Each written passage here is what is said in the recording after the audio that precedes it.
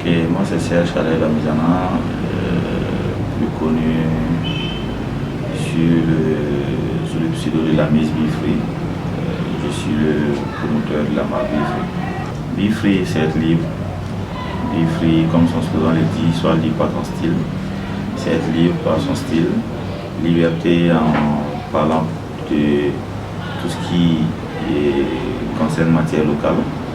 C'est tant qu'on ne va pas consommer ce qu'on produit, on ne sera jamais libre. Et c'est pas au niveau de la mode seulement.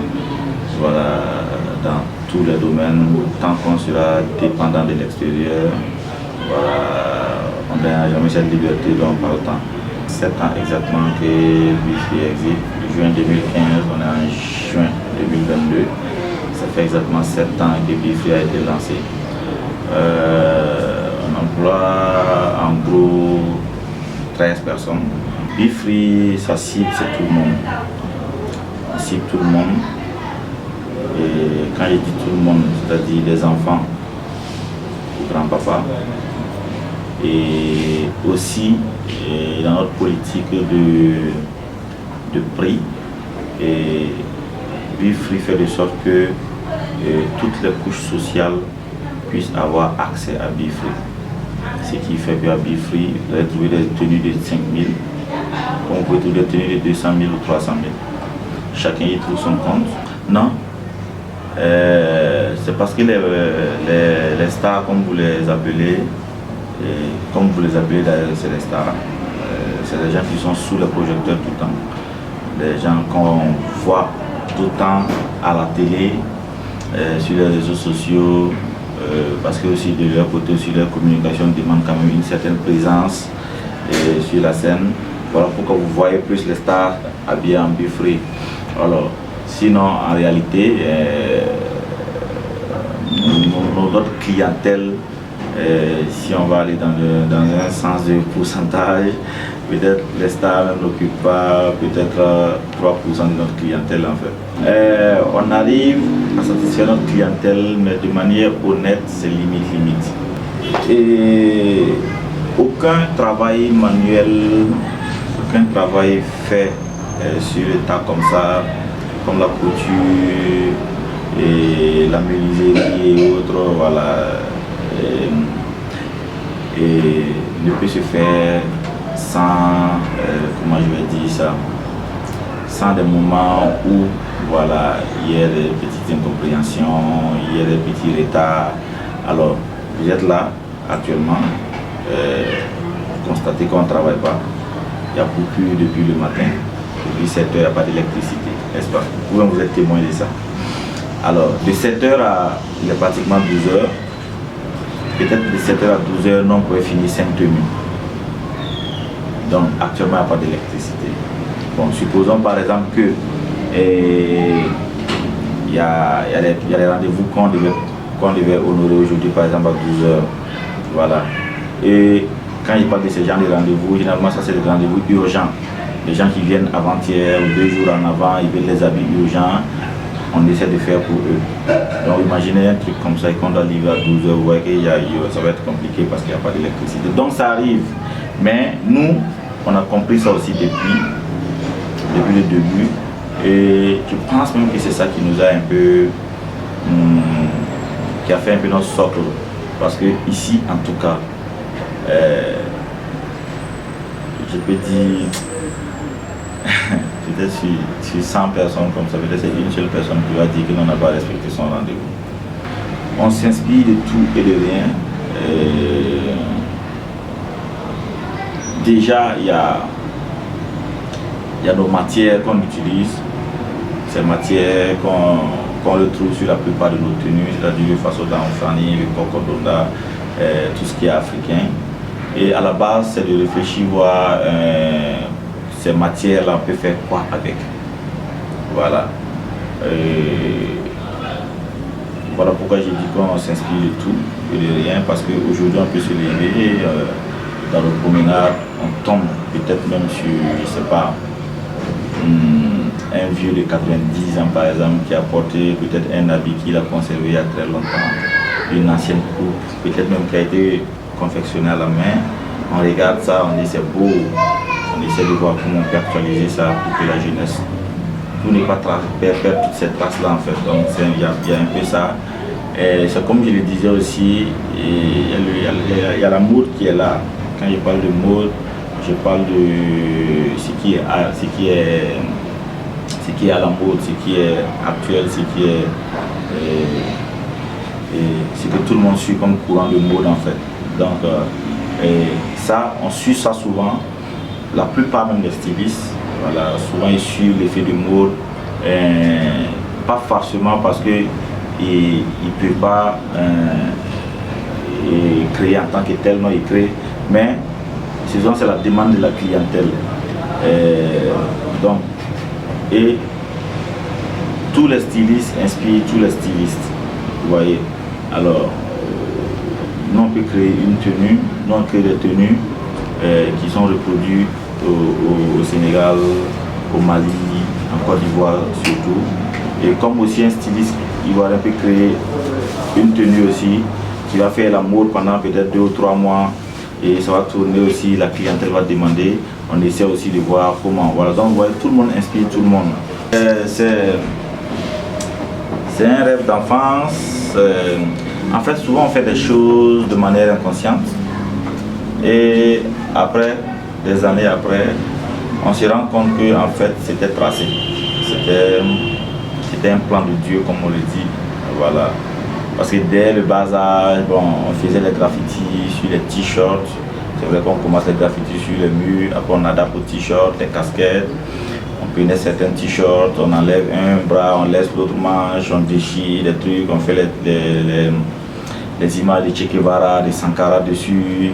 Voilà, on enlève les manches par exemple d'un t-shirt qu'on enlève, on prend ça encore pour en faire une banderole, non, on dit une banderole, voilà.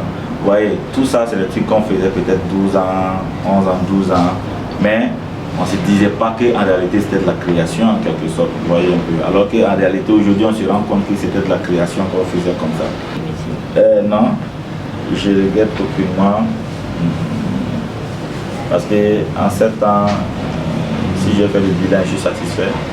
J'ai beaucoup réalisé. Et là, on parle d'abord peut-être du côté financier, succès, comme on le dit. J'ai beaucoup réalisé grâce à Beefree. Si on me disait de choisir entre mon boulot, où je suis employé, et mon business, ma marque, ma ligne de vêtements Beefree, et il n'y aurait pas de nécessité. Il n'y aurait pas de nécessité parce que Beefree c'est plus qu'une passion qu'un boulot. Vous voyez un peu. C'est vrai, on lance le truc, ça marche. L'argent rentre tout et tout, on est satisfait, on satisfait les gens. Mais c'est plus pour la passion. Vous voyez un peu. Mon boulot aussi, c'est un boulot que j'adore. Parce que c'est un boulot très professionnel qui demande un strict respect de certaines procédures et tout ce qui est strict, moi j'aime ça. Voilà, donc mon boulot aussi je l'adore, je suis fier de ce boulot et d'une manière ou d'une autre aussi, si vous voulez bien voir, même mes premiers investissements, c'est grâce à ce boulot que j'ai pu le faire aussi à Beefree et tout. Et ce boulot ne dérange aucunement Beefree et Beefree ne dérange aucunement ce boulot. Les difficultés, il y en a beaucoup, ça ne manque pas. Et vous savez, le domaine de la couture, c'est un domaine très complexe. Et depuis que je suis dans la mode, j'ai vu une panoplie de jeunes se lancer dedans et qui n'ont pas pu tenir, qui ont laissé. Parce que c'est comme je l'ai dit aussi, souvent quand on fait quelque chose, il faut le faire par passion, pas par effet de mode, pas parce que tout le monde fait, tu vas faire. Parce que les gens pensent qu'à la base, ça allait prendre les t-shirts, coller les motifs dessus, et puis c'est fini, on est styliste ou bien, et on a une marque. Non, c'est un gros travail qui se fait derrière. Et quand on n'a pas vraiment cet esprit de gérer les hommes, voilà, de manager les hommes, c'est compliqué. Vous voyez, les couturiers, comme vous le dites, hein, les gens de nature, on les qualifie de faux types, des trucs comme ça. Et pour être honnête, les gens ne mentent pas. Parce que, je dis toujours à mes couturiers, c'est l'homme qui donne la valeur à son boulot. Voilà, c'est-à-dire, si tu es pompiste, si tu es couturier, si tu es menuisier, c'est toi qui donnes la valeur à ce boulot. Voilà. Si tu es vigile, si tu es policier, c'est toi qui vas donner la valeur à ce boulot. Souvent tu pars en circulation, tu vois un policier et sa carrure, sa manière de s'arrêter même au feu, les petits accessoires qu'il met, toi-même tu es content. Toi-même tu te dis, est-ce que mon fils va pas devenir policier juste parce que tu as vu un policier donner la valeur à son truc. Voyez un peu. Donc, j'ai dit toujours à mes couturiers, c'est nous les couturiers, nous les stylistes, c'est nous tout ce qui est couture et autres, c'est nous qui allons donner la valeur à ce boulot-là. Et à commencer par respecter les rendez-vous. Ne donnez pas l'opportunité à quelqu'un de vous manquer de respect. Donc, les difficultés, pour revenir concrètement aux difficultés, pour faire le lien avec ce que je viens de dire, gérer les couturiers, c'est pas simple. Voilà. Parce que les couturiers sont des gens imprévisibles. Voilà. Et quand tu gères 2, 3, après tu te retrouves avec 15 couturiers que tu gères. C'est-à-dire que tu dois gérer les humeurs et ces 15 couturiers-là, toi seul. C'est comme moi, aujourd'hui je viens, je donne les tâches à tous les 10 couturiers que j'ai. Mais moi je me rappelle de toutes les tâches que j'ai données par exemple. Mais parmi ça, il y a certains qui vont oublier les tâches que moi je leur ai données. Donc, c'est-à-dire moi je gère eux 10, mais chacun me gère moi seul parce que chacun a son boulot que le boss lui donne. Mais lui il est seul là, mais lui va oublier ce que moi je lui ai dit. Mais moi je suis seul aussi, j'ai donné 10 choses, je n'oublie aucune de ces choses, aucun détail, mais eux ils vont oublier.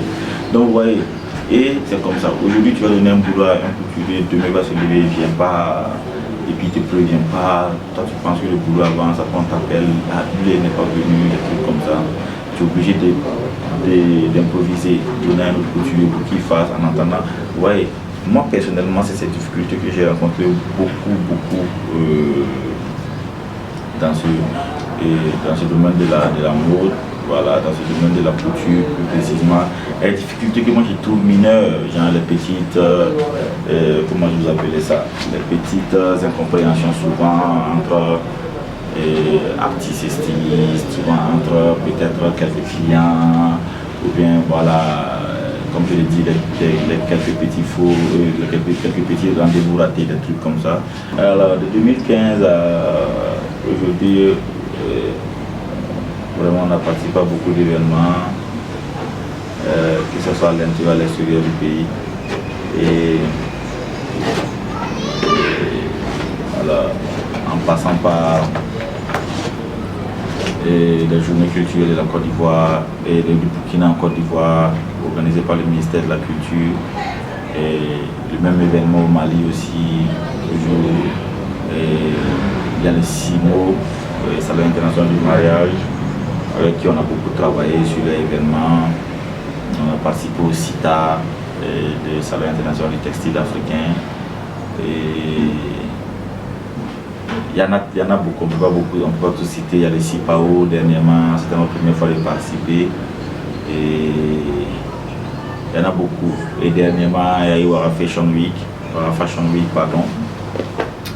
où on a participé. Et je pense que c'était mon coup de cœur. Ce défilé que j'ai fait, je pense que c'était mon coup de cœur.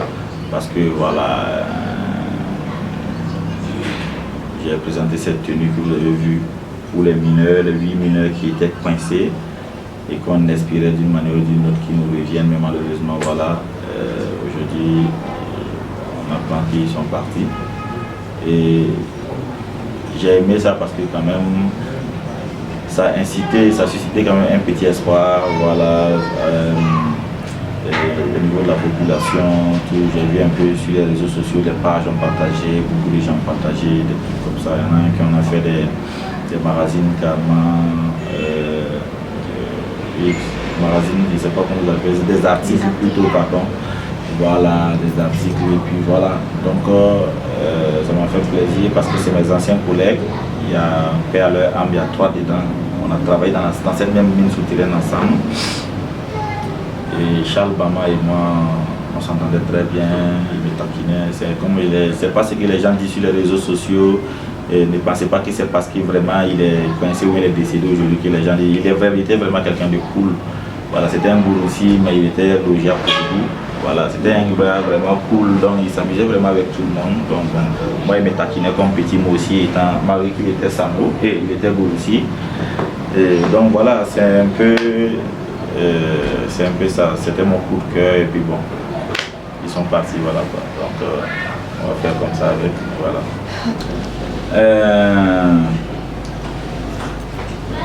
Je dirais comme mot de fin, merci à vous, Fashion TV, pour la pensée, pour Be Free.